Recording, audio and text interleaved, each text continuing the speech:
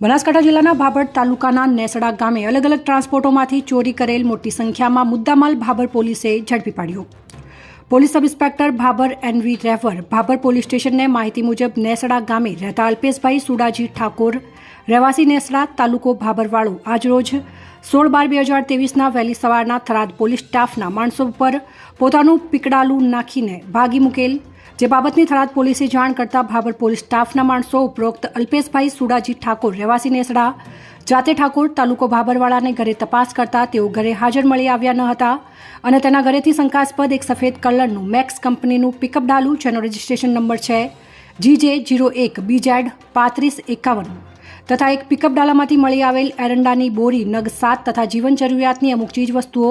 શંકાસ્પદ મુદ્દામાલ હોવાનું જણાતા કુલ કિંમત ₹4,94,630નો મુદ્દામાલ નીચે વિગત મળી આવતા CRPC કલમ 102 મુજબ કબજે કરવામાં આવ્યો છે।